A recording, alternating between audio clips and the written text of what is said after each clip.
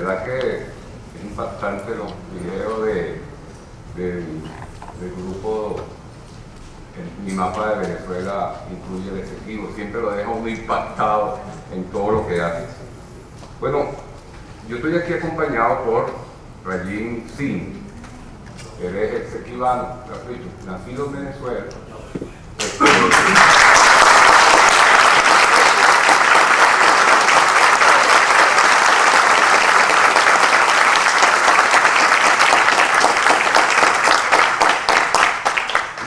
Y no quisimos traer más personas porque hicimos 2 días, nos quedamos 2 días antes repartiendo a las autoridades, digamos, SAIME, Cancillería, Fiscalía, Defensoría del Pueblo, el documento que entregamos en el TCJ, un recurso de amparo, por el reconocimiento de venezolanos y venezolanas a todos aquellos que hayan nacido en el Esequibo.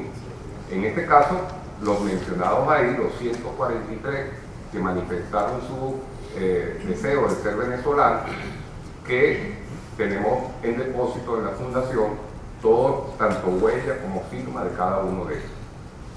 Ese evento lo hicimos con el propósito de, a todo riesgo, porque todos ellos eran indocumentados y podíamos ser detenidos por la Guardia Nacional, pero gracias a Dios no hubo ninguna detención y ninguna de las alcabalas y pudimos llegar al TCJ.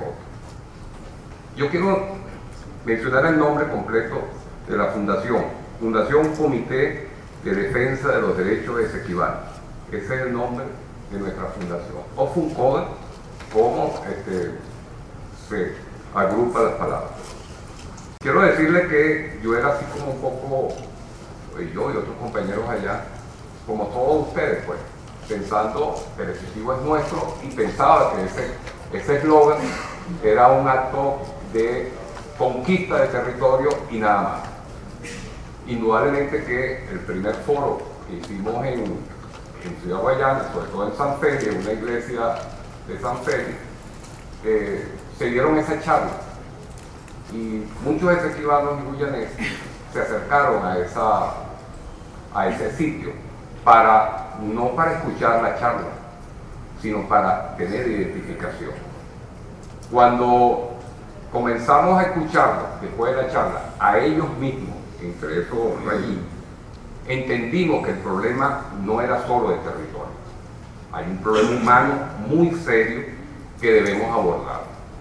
A mí el cassette que tenía lo cambié completamente, y entre las conversaciones con las mismas personas decidimos constituir la fundación, porque muchos de ellos no podían integrarla porque no tenían cédula. Por lo tanto, entre venezolanos e hijos de Esequibo hicimos la fundación. Esto empezó con reuniones en los barrios de San Félix. Tuvimos una receptividad, por supuesto, muchos por razón de identificación, y le voy a explicar por qué necesitan la identificación. Y en eso comenzamos a recoger fotocopias de partida de nacimiento, hijos nacidos en Venezuela, otros que no tenían, podían registrar a sus hijos, sus reclamos, y nos empezaron a explicar que por no tener cédula no pueden tener un trabajo digno, les pagan menos. Por no tener cédula no pueden, digamos, ir, a veces los rechazan o los aceptan en los hospitales por razones humanitarias y no porque tienen un derecho como cualquier ser humano. Por no tener cédula no pueden abrir una cuenta corriente ni ahorro. Por no tener cédula no pueden, digamos, muchos de sus hijos no pueden continuar estudiando y a veces no los aceptan. Por no tener cédula no tienen casa, no tienen carro. En fin, son unas personas como si fueran unos aparatos y están viviendo en Venezuela.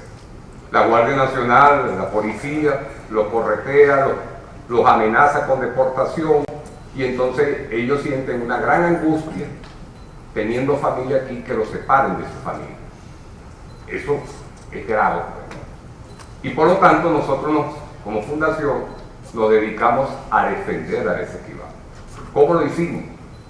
Primero, como le dije, agrupando a esequibanos y guyaneses, porque no los podemos separar. E inclusive venezolanos también, porque muchos de ellos y ellas están casados con venezolanos o viceversa. Y ellos mismos, los venezolanos, tienen dificultad de poder registrar a su esposa nacida en el Esequibo porque el Estado venezolano no le da una identificación. Le pide tal cantidad de requisitos que termina la gente abandonando el tema porque es dificultoso. ¿De dónde vienen esta población? La mayoría, por lo menos los registros nuestros, vienen del Esequibo. Tenemos gente de Merara, de Berbice, y todos ellos, incluyendo tanto unos como otros, les gustaría ser venezolanos. ¿Qué pasa allá qué sienten ellos por la cual se han venido? Que tienen un tema de racismo y de discriminación sumamente fuerte, además de las condiciones de servicios públicos que no las tienen. No tienen agua potable directa, luz tampoco la tienen directa, tienen que, por supuesto, algunas poblaciones las tienen, y las carreteras, la mayoría son de tierra. ¿Por dónde se vienen? Por el río Orinoco o por el río Cuyuní. Entonces, esas son las dos entradas más importantes. ¿Dónde se alojan? Están la mayoría, por lo menos nuestro censo indica que en el estado Bolívar hay 30.000 habitantes provenientes de ese equipo. Y tenemos afiliados en Monaga, Anzoátegui, Nueva Esparta, del Tamacuro. Y todos ellos nos llaman pidiéndonos información, otros los afiliamos con un carnet. El carnet, a partir del carnet, ha aumentado el número de nuestra población. Ya tenemos 1.515 en un año de fundada la fundación. Y crece todos los días. Y después de la decisión de ir al Tribunal Supremo de Justicia, decidimos organizarnos por barrios, porque ellos están extendidos por todos los barrios del estado Bolívar y todos los estados que les mencioné antes. ¿Para qué? Para poder entonces fundar a la fundación en cada uno de sus lugares. Y iremos a dar charlas, etc.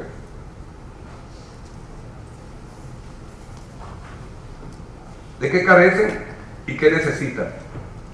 Uno, que ojalá el TSJ, que yo lo veo difícil, que diga que no, porque si dice que no al recurso de amparo, estaría negando que ese territorio no es nuestro. Si el Estado se conforma por soberanía, población y territorio, negar uno de los tres es negar una situación que nosotros sabemos que es muy importante para el país. El artículo 10, aquí lo mencionaron, es la base del territorio, la Capitanía General, y esto incluye el Esequibo. Y por supuesto el artículo 32, que dice muy clarito, son venezolanos los nacidos en el territorio, por lo tanto no queda duda.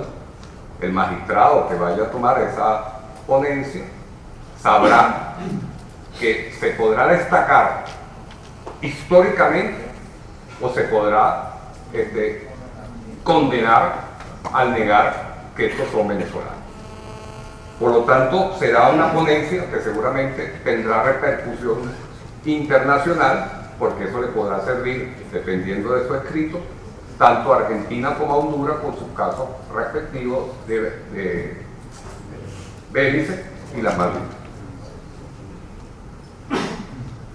Si el Acuerdo de Ginebra, obviamente, es ahí, ya lo dijo el profesor y el embajador Caravino, es el cambio mental que todos los venezolanos debemos tener con respecto a este reclamo. En la Constitución del 61 se decía simplemente que eran los territorios que Venezuela reconoce válidamente, acuerdos y laudos válidamente. En esta oportunidad, el constituyente del 99 se adecuó al Acuerdo de Ginebra, al decir que el territorio es el de la Capitanía General, menos los acuerdos y laudos no viciados de nulidad. Por lo tanto, lo que hace es adecuarse al Acuerdo de Ginebra. Pero todo el país debería adecuarse, tanto la administración pública como la gente en general. Pero la administración pública no se adecua. Hace cosas como la que hizo con John Melvin, con el pasaporte. Pero así como hace eso, también atropella y desconoce a muchos venezolanos nacidos en el Esequibo. Entonces, esa conducta ambivalente es lo que tenemos que erradicar y homogenizar a todos como una acción conjunta de todos los venezolanos para reconocer a los esequibanos, para que ellos sientan, que no lo han sentido todavía, que un país como Venezuela los toma en cuenta. Y tomarlo en cuenta es darle su cédula. Tomarlo en cuenta es que puedan estudiar y que todos aquellos que puedan colaborar para que ellos tengan una escuela bilingüe y puedan enseñar. Aquí hay falta de profesores de inglés y los tenemos todos allá. Y no lo tomaron en cuenta para esa acción educativa. Pero también para que puedan recibir salud.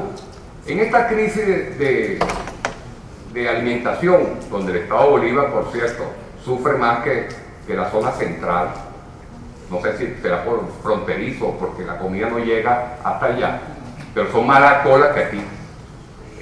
Obviamente, el gobierno se ha empeñado en que los esequibanos y guyaneses, en el caso que no ocupa, no pueden comprar comida. Un derecho humano como cualquier otro. La medicina no la pueden comprar porque no tienen cédula. Y a veces se conduelen cuando ven el carnet nuestro y anotan ahí. Si pasa la máquina, los acepta. Si no pasa la máquina, dicen, no, eso es una cédula, un número de otro venezolano. Tú no puedes comprar. Eso está pasando allá. Eso debería ser visto como una violación a los derechos humanos a nivel internacional, a los convenios que ha hecho Venezuela. Eso debemos corregirlo. Por lo tanto, debemos ser solidarios para que ellos tengan salud alimentaria, salarios dignos e igualitarios. Muchos ganan menos que el resto de los venezolanos. Son jardineros, son carpinteros, de todo, pues. Ellos manejan en Ciudad Guayana el 12% de la economía de la ciudad. El 12% es una gran cantidad. Tengan el derecho a casarse con venezolanos y viceversa. El registro de sus hijos. Nosotros todavía seguimos detrás del registro civil para que puedan registrar a sus muchachos. Y aún así lo hacen algunas veces, otras veces no lo hacen. Es una inconstancia de parte de la administración. Que tengan su escuela bilingüe, que puedan desarrollar su deporte que es el cricket, que puedan tener sus canchas de cricket, que puedan formar una liga de cricket que también es un deporte internacional. Apoyarlos en su cultura, ellos tienen sus tradiciones, sus religiones son muy diversas, son musulmanes, evangélicos, adventistas, etcétera, de todo tipo. Y por supuesto, yo creo que de lo que aquí se trata es de hacer que todos los que aquí estamos podamos hacer una sola voz inmensa, conjuntamente con los que no están, para que mediáticamente todos esos nacidos en el Esequibo sean reconocidos y que se acabe por definitiva vez que los esequibanos, como lo ven muchos allá, también como lo ven todos aquí, son guyaneses. No, allá se ha diferenciado eso. Este grupo de venezolanos, que fueron 37 que se vinieron a Caracas en un autobús que pudimos rentar, que son todos esequibanos con sus franelas y que vinieron a todo riesgo, porque más de uno me dijo, ¿y cuál garantía tengo yo que no me detenga y me deporte? Lo hicieron porque quieren ser venezolanos. Y eso es muy importante, porque eso es un cambio de conciencia en todos ellos. Y las asambleas que hacemos allá, porque no las hacemos asambleas como de este tamaño, todos ellos esequibanos y guyaneses. Y ellos allá lo que solicitan es identificarse como venezolanos. ¿Qué le cuesta al Estado venezolano hacer eso? O sea, teniendo eso de que el territorio es nuestro, bueno, si el territorio es nuestro, ¿por qué los que están adentro de ese territorio no son venezolanos? ¿Y por qué no actúa el Estado de esa manera? ¿Y por qué no le da todos los beneficios que tiene la Constitución? Aquí está Tom Ayala, que me hizo una propuesta ayer cuando conversamos, de que todos los venezolanos, o todos estos grupos que están aquí, todas estas personas, podamos organizar una gran firma nacional por el reconocimiento de los venezolanos y venezolanas nacidos en ese país, para ver si el gobierno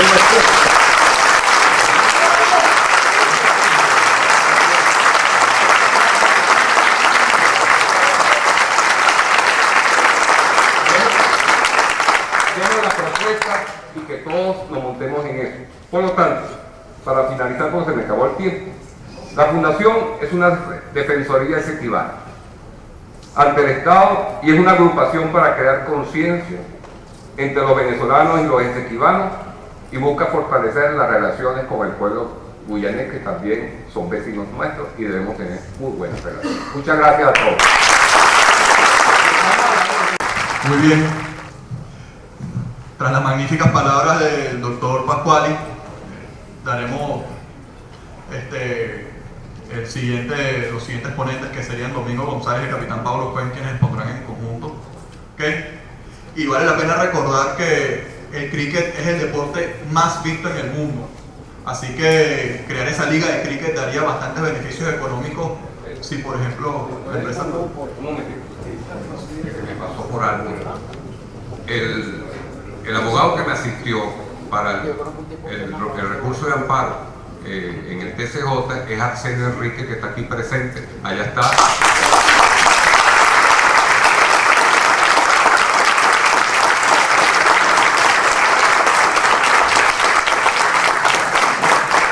Muchas gracias, hermano, y disculpen que no lo mencioné en mi carta. Así como el doctor Pasquali le dio la bienvenida a Rahim Singh, quisiéramos darle la bienvenida al profesor de inglés Imran Baku. El profesor Imran Baku, póngase de pie, profesor. Un aplauso al profesor Imran Baku, oriundo de Santa Rosa de Amarreguín, al oriente de Venezuela.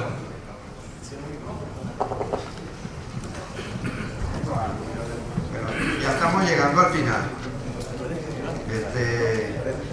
En esta oportunidad vamos a tener la maravillosa presentación también de Domingo González, que es otro de los muchachos a los cuales, bueno,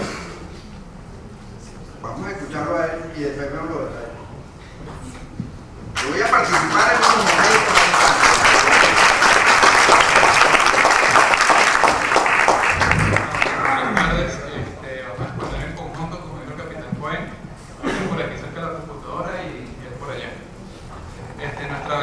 Se llama El Esequibo y su ordenamiento terrestre. Nuestra exposición se llama El Esequibo y su ordenamiento terrestre y la proyección marítima. Primero vamos a hablar un poquito de tierra y después nos vamos a meter en el mar, incluyendo el nuevo decreto del Sodimay. La pertinencia. Me gusta mucho esta cita de Andrés Eloy Blanco, que dice: el pueblo venezolano debe saber por fin dónde comienza la patria y dónde termina. No es posible que todo el pueblo de Venezuela ignore todavía a estas horas qué forma tiene su madre geografía. Gracias a Dios por el trabajo que se ha estado desarrollando. Ya sabemos que Venezuela llega al río Esequibo, pero sigue teniendo pertinencia la frase a nivel marítimo. Entonces, por eso la quisimos citar por aquí. Un elemento muy importante: el Esequibo estaba rayado, ya desde hace poco le han quitado las rayas, y eso hay que agradecérselo sobre todo al Instituto Geográfico de Venezuela, que comenzó a eliminar la raya. Pero también es importante resaltar porque es importante quitarle la raya. Aquí tenemos el mapa, el primer mapa, el que está arriba, que es de la colección bicentenaria. Es un mapa de las cuencas hidrográficas, y la zona de reclamación, aunque aparece, y eso está muy bueno, porque le pusieron la raya, no aparece la cuenca hidrográfica que hay dentro de la zona de reclamación. En la parte de abajo tenemos un mapa del Instituto Geográfico donde sale el Esequibo sin rayas y muestra toda la cuenca hidrográfica. Entonces, esto es uno de los aportes que estamos tratando de difundir, de lo importante de tener el mapa con el Esequibo, pero ahora sin la raya, para poder ver todo lo que hay debajo de esas rayas que hemos visto durante muchos años. Aquí tenemos a Sergio Rodríguez, que fue presidente del Instituto Geográfico, que fue a través de él que se quitaron las rayas después de una conversación que él tuvo con el coronel Pompeyo Torrealba, que le expuso la idea de que era necesario quitarle las rayas. Yo un día viendo ese video, luego fui al Instituto Geográfico, pedí el mapa oficial de Venezuela y conseguimos el Esequibo sin las rayas. Y eso es muy bueno porque podemos ver todos los ríos y poblaciones que hay en él. Y para colaborar, donde yo estudié en mi liceo, me acerqué por allá y les doné un mapa oficial de Venezuela que en mi liceo no tenía mapa. Y bueno, lo recibieron de brazos abiertos. Ahora bien, persiste lo que dice sobre todo mi amigo Rají Morillo, que está por acá, la indefinición geográfica. No tenemos claro, o sea, ya tenemos claro que el Esequibo es de Venezuela, pero no sabemos si es un estado, si tiene capital, cómo queda la organización político-territorial de Venezuela. Es una pregunta muy lógica y muy común. Entonces, aquí voy a abordar dos propuestas. Una, que es la que generalmente se maneja, que es crear un nuevo estado de Esequibo, y la otra, que es menos conocida, pero también muy importante, que es la restitución territorial correspondiente a los estados Bolívar y del Tamacuro. Si ven el segundo mapa, vemos cómo del Tamacuro y Bolívar llegan al propio río Esequibo. Vamos a explicar ambas propuestas. La propuesta del nuevo estado de Esequibo, bueno, simplemente es convertir lo que hoy conocemos como zona en reclamación en un estado, ¿no? El mapa quedaría como se muestra allí, como un nuevo estado. Las ventajas y desventajas o pros y contras. Las ventajas que es el mapa habitual, que dentro de todo estamos habituados, pero presenta algunas desventajas. Una que me parece a mí muy importante es que le da legitimidad interna a la línea del lado orbital de París. O sea, Venezuela declaró que esa línea del lado es nula, pero sin embargo, si lo convertimos en un estado, le estaríamos dando legitimidad a nivel interno de nuestro territorio. Eso lo considero negativo. Su capital no sería la castellana, por supuesto crearía de conflictos de comunicación.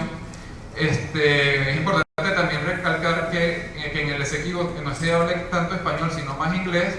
El problema no es que hablen inglés, el problema es muy bueno que hablen inglés, el problema es que no hablen español. Entonces es bueno tener eso puntualizado. Luego también podría ser caldo de cultivo para una secesión, porque quizás pudiera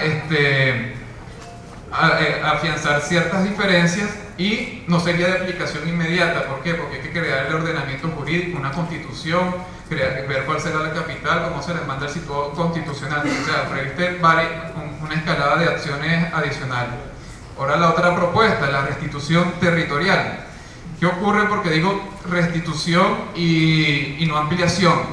Porque del Tamacuro y el estado Bolívar, desde sus orígenes, llegaron al río Esequibo. O sea, no es que vamos a ampliar los estados, sino que a esos estados le mutilaron parte de su territorio.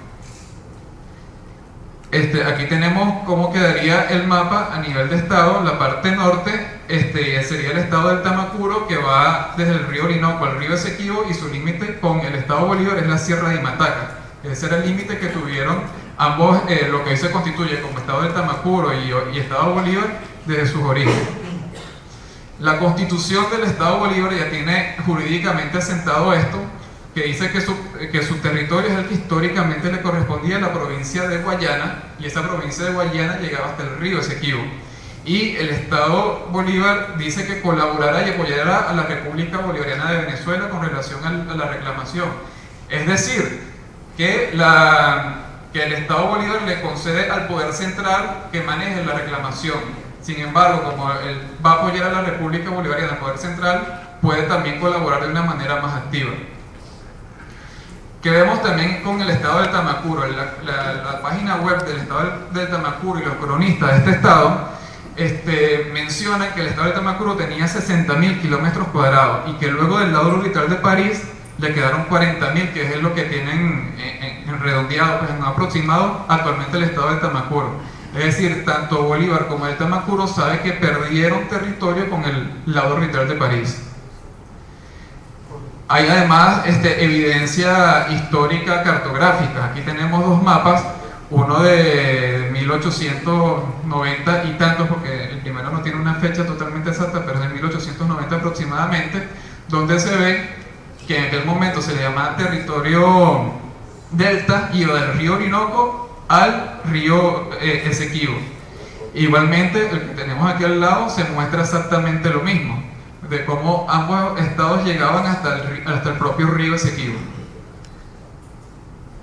Ahora, algo muy importante que hemos estado desarrollando ahorita, como decimos las nuevas generaciones, es determinar cuál es la línea media del río Esequibo, porque Venezuela ha planteado que su territorio llega hasta el río Esequibo, y el río Esequibo que es completo, Costa Seca, no, la línea media. La línea media se establece de dos formas. Para los ríos que no son navegables, se toma el centro geométrico, simplemente se mide de esquina a esquina, que tiene 40 kilómetros en la desembocadura del río, y se traza la mitad. Pero los ríos que son navegables, como el caso del río Esequibo, sobre todo aguas abajo, que 40 kilómetros da fe de que es más que navegable, se toma lo que se llama la vaguada o la parte más honda del río Esequibo. ¿Y cuál es la vaguada del río Esequibo? Aquí donde está la línea amarilla.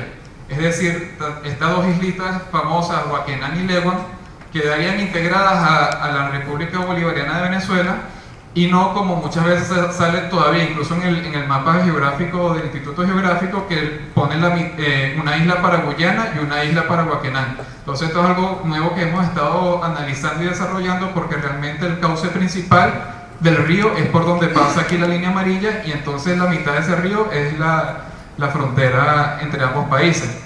Y además también hay material cartográfico antiguo que donde se ve cómo es el canal principal de navegación es por ese lado, quedando las dos islas integradas a Venezuela, como ya mencioné. Ahora bien, por supuesto será de vez en cuando necesario representar cómo quedaría la zona en reclamación. Simplemente se ponen los estados del Tamacuro y Bolívar hasta el río Esequibo y se marca la zona en reclamación con una línea diferente del límite de estado. Igualmente aquí tenemos un pequeño esbozo de cómo quedaría el mapa del Tamacuro y el mapa de Bolívar, indicando cuál es el segmento dentro de la zona de reclamación.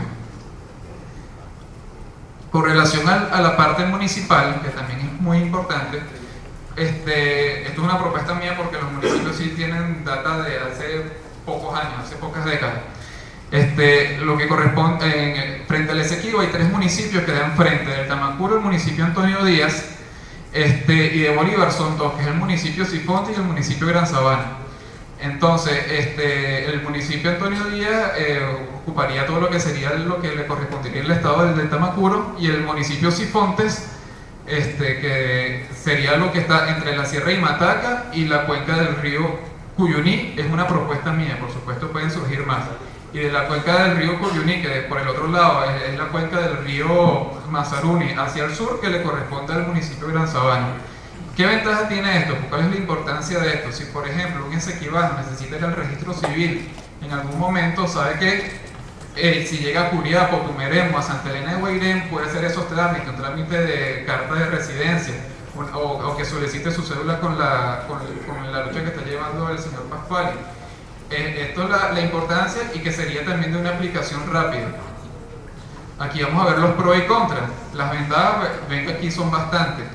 Es de aplicación inmediata porque ya el Estado Bolívar tiene constitución, tiene toda su forma montada, y simplemente sería asimilar a la gente del Esequibo. Se estaría dando cumplimiento al ordenamiento jurídico interno, porque ya vimos como la constitución de Bolívar ya lo tiene establecido. Bolívar y el Tamacuro reasumirían sus territorios, potenciaría la integración, que de hecho ya existe, por lo menos en el estado del Tamacuro. Se cruza el río Esequibo, el río Orinoco, por un puente fluvial, y esta comunicación económica es constante. Entonces estaríamos oficializando algo que de facto ya ocurre, y se estaría integrando más, y se borraría la línea del lado arbitral de París, quedaría sin ningún tipo de efecto ni internacional ni nacional. Y el poder nacional, estatal y regional estarían trabajando integrado, que ahorita lo único que prácticamente está haciendo cosas es el poder central, y más que todo la Cancillería. Hay que integrar a todos los ministerios, pero también a las alcaldías y gobernaciones, que cada quien asuma su rol. Las desventajas, bueno, la resistencia al cambio. Muchas personas me han dicho, no, yo me acostumbré a ver la zona de reclamación así, conviértemelo en estado, no me metas cosas nuevas.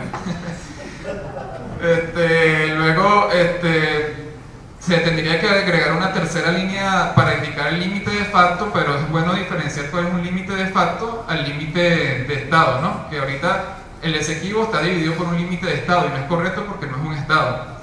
Y con una inadecuada ejecución podrías regionalizar el problema, por eso hay que ejecutarlo también.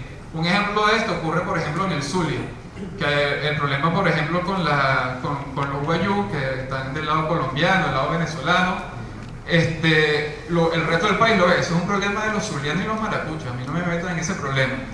Aquí, si esto se ejecuta de una mala manera, hay que tener cuidado porque esto no ocurre que siempre sea una causa nacional, para que siempre se actúe todo el país y no le releguen el problema. Eso es de los deltanos y de los bolivarenses. Ahora, un caso argentino, que tomando las palabras del embajador Pineda, está el caso de las Malvinas, que es un caso muy parecido. Vamos a ver qué ocurre allá. Las Malvinas están integradas dentro de la provincia de Tierra del Fuego, Antártida e Isla del Atlántico Sur. En Argentina no tienen estados como nosotros, sino que le llaman provincia. Y cuando un malvinés se siente argentino, ¿qué hace? Se dirige a la capital de la provincia, que es Ushuaia, que análogamente en el caso que estamos planteando, si un esequibano de Mavaruma, que es de la parte que sería del Tamacuro, simplemente iría a Tucupita, o si es de otra parte, de Bártica, y necesita sacar algún documento, iría a Ciudad Bolívar. Ya está la estructura montada. Eso ocurre en Argentina, y que tenemos aquí un caso. El señor que aquí aparece de Chiva, nació en las Malvinas, fue a Ushuaia, solicitó su documento de identidad y se lo dieron. Aquí aparece con la presidenta Cristina de Kirchner, Fernández de Kirchner, porque quisieron hacer un acto nacional. Y decían, nació en el territorio, nació en las Malvinas, nació en territorio argentino. Luego de tramitar su acta de nacimiento en el registro civil de Tierra de Fuego, lo reconoce como ciudadano argentino. Entonces ya tenemos por lo menos un modo de comparar. Aquí vemos más o menos cómo quedarían los mapas del Tamacuro y Bolívar asumiendo todo. Y vamos ahora sí a adentrarnos en la parte marítima, que es lo que ha estado surgiendo últimamente en las noticias, ¿no? Aquí vamos a primero a mencionar la línea de base recta, la línea de base de Leoni, que es un decreto presidencial del año 68 que anteriormente se ha mencionado, que establece una línea de base que va desde el propio río Esequibo al río Orinoco.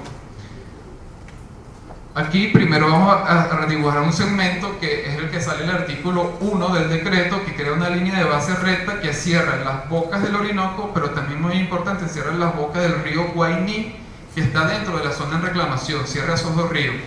Estas líneas de base es para proyectar a través de allí el mar territorial, la plataforma continental y la zona económica exclusiva. Luego, en esta línea, la zona de reclamación es prominente, o sea, si siguen con la línea recta van a adentrarse en la tierra. Pero el decreto fue muy sabio en esa parte, y en el artículo 2 crea lo que hoy se conoce como línea de base normal. Es decir, que es la línea que se dibuja cuando está la baja marea, que en el decreto no dice línea de base normal porque es del año 68 y esa terminología es a partir del año 82, pero el concepto es exacto. Y luego sale en el artículo 4 que hay que crear una línea de base recta para cerrar las bocas del río Orinoco, en las bocas del río Esequibo, que eso debe hacerse en conjunto con la República Cooperativa de Guyana en este caso. Haciendo ahí unas pequeñas aclaratorias, ¿no? Verdad que el tratado fue un poquito ingenuo en el momento en que habla de esa línea de base recta que se va a trazar en el Esequibo, ese pedacito, porque no se ha trazado todavía porque no nos hemos puesto de acuerdo con los vecinos, ¿no? Pero la otra parte está totalmente vigente y actualizada con la nueva Convención del Derecho del Mar, porque desde Punta Araguapiche, donde está el primer punto apropiado, al segundo punto están correctamente definidas las latitudes y longitudes para establecer esa línea de base recta que cierra el Orinoco y el Guainí, y tiene exactamente 104 millas en línea recta. Luego viene esa línea de base normal, que tiene aproximadamente 96 millas, que también está correctamente definida y ajustada al derecho, a la Convención del Derecho del Mar, Estos señores como que preveían que eso iba a suceder, porque la Convención del Derecho del Mar salió definitiva en el año 82 y eso lo hicieron estos señores en el año 69. Fíjense cómo estaban pensando. Y luego las próximas leyes que se aplicaron en la República Bolivariana de Venezuela, de la extensión del mar territorial, de la plataforma, es a partir de allí, Y otro detallito importante para darle vigencia a ese tratado fue que cuando se produjo la Carta Náutica Venezolana, porque también el decreto obligaba a que las sucesivas cartas náuticas tenían que tener plasmada la línea de base recta, así se hizo con la DHN 003, que salió editada en el año 92.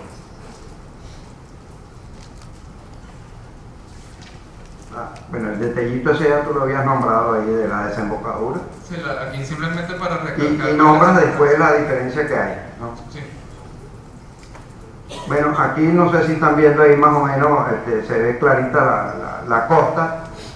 En el año 90, cuando se hace ese tratado entre Trinidad y Tobago y Venezuela, es el primer tratado internacional de delimitación de áreas marinas y submarinas que se realiza, ya ajustado evidentemente a la Convención del Derecho del Mar. Y la palabra tratado aquí es muy importante.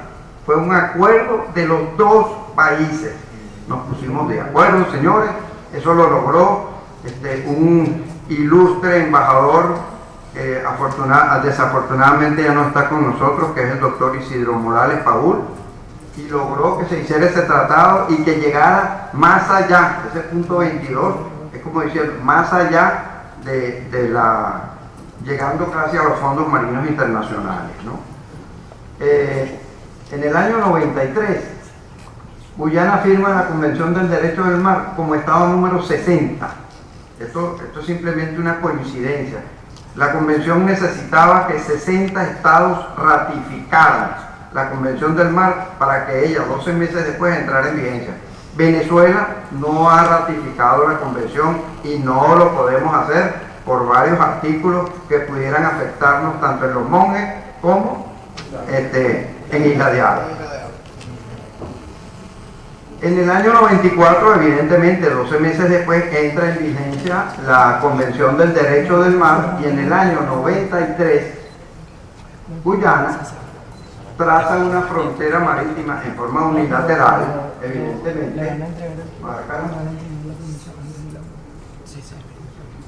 y la traza, esto es muy importante, no a su capricho, ajustada a lo que establece la normativa de la Convención del Derecho del Mar, más allá, más acá, pero por ahí van, buscando una línea media, que no quiere decir que sea el único método que se utiliza, porque lo que hay que buscar es ahí es la línea media, sino equidad. Ahí no está trazado ningún tipo de equidad, y ese mismo artículo 15 de la Convención del Derecho del Mar pone una: no obstante existan condiciones históricas, estratégicas y de otra índole, que tenemos que defenderlas muy bien para que no queden las bocas del Orinoco cerradas de esa manera. Sin embargo, Venezuela no ha expresado esa condición, no ha manifestado esa condición estratégica muy importante, a pesar de que los ingleses la saben, porque si no la historia no hubiera sido esa. Ellos siempre estuvieron detrás de las bocas del Orinoco, pero eso hay que plasmarlo, hay que escribirlo. Si no lo hacemos, para ello ese es el trazado, y está de acuerdo a una línea de equidistancia.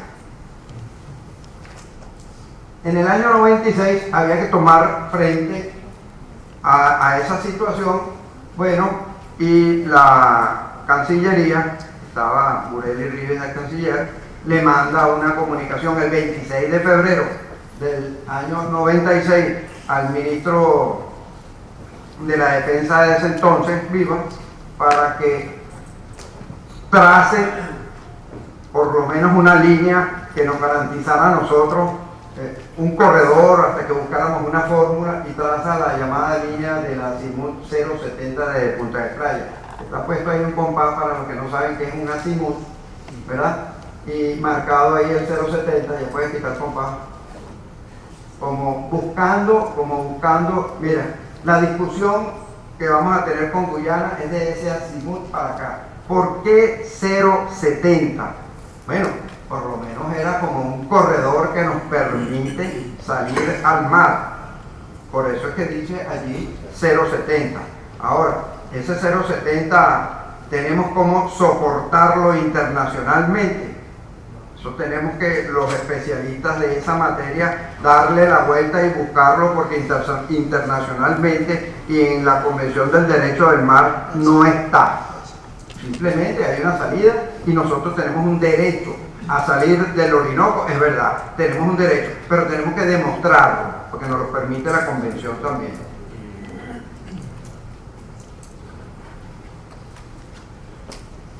Bueno, llegamos al año 2000 y entonces ya teníamos, como salía en la prensa, una proyección marítima que llamamos del Delta, con ese azimut 070 y una proyección de la zona en reclamación. Hasta ahí todo bien. Ese año, en ese mismo año 2000, que sale, que es cuando se promulga la Constitución del 99, bueno, el laudo dejó de formar parte de la Constitución Geográfica de Venezuela. No quiere decir que, no, ya el laudo es nulo. No estamos hablando ahorita de que el laudo es nulo, no es nulo.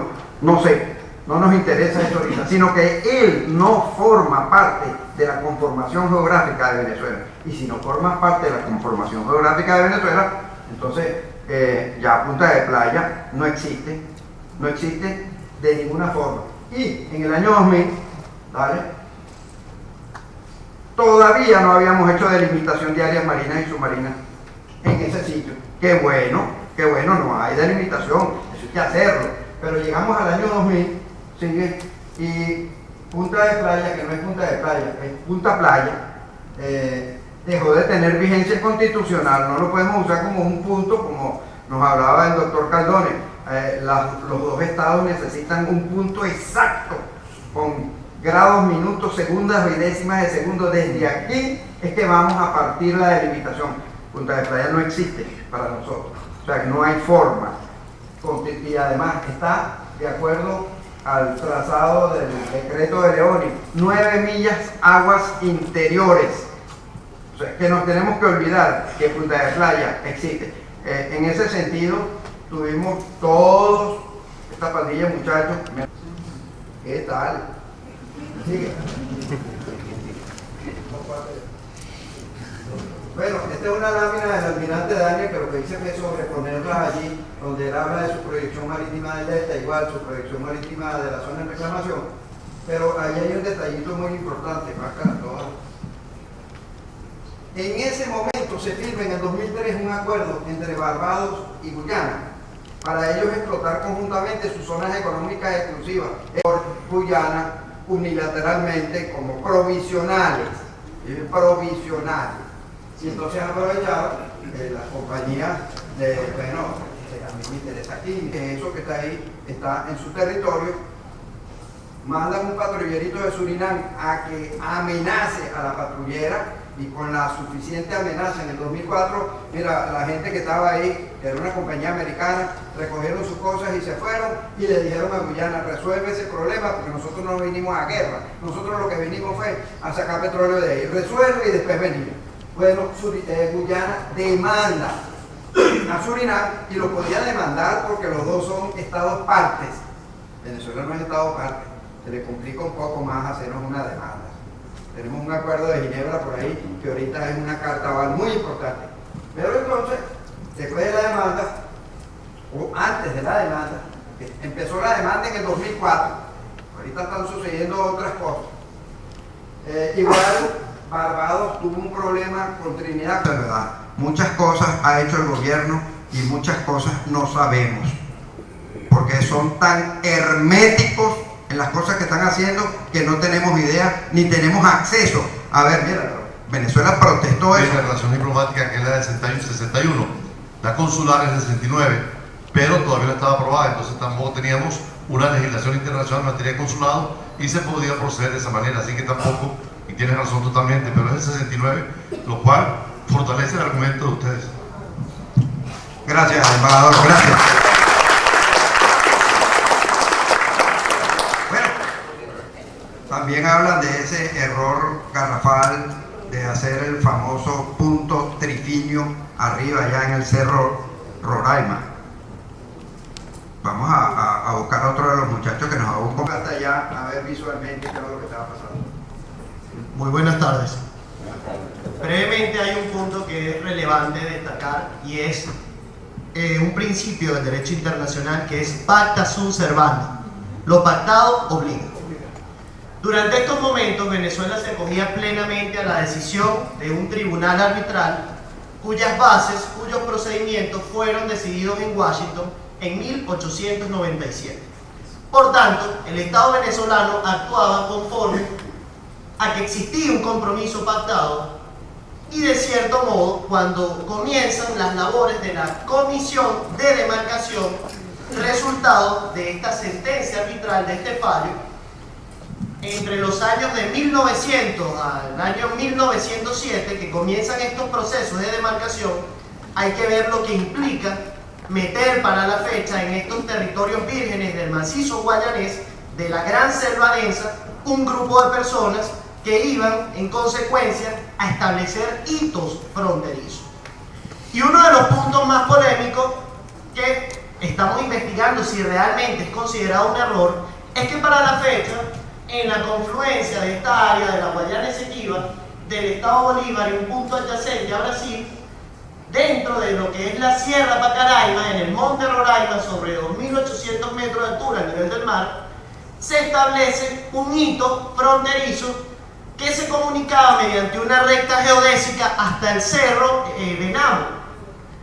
Y esto fue durante el gobierno del general Juan Vicente Gómez en el año 1932.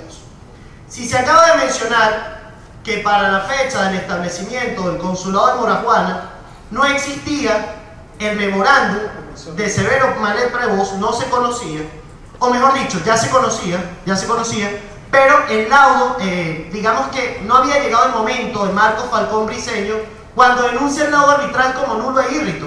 Por tanto, Venezuela para el año 1932 consideraba, reconocía el laudo, porque Venezuela fue tan noble que aunque se presumía que ese laudo tenía novedades, había aceptado esa decisión.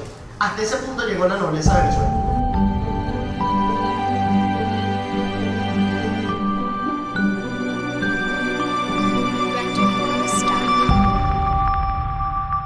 Mi mapa de Venezuela incluye nuestro Esequibo.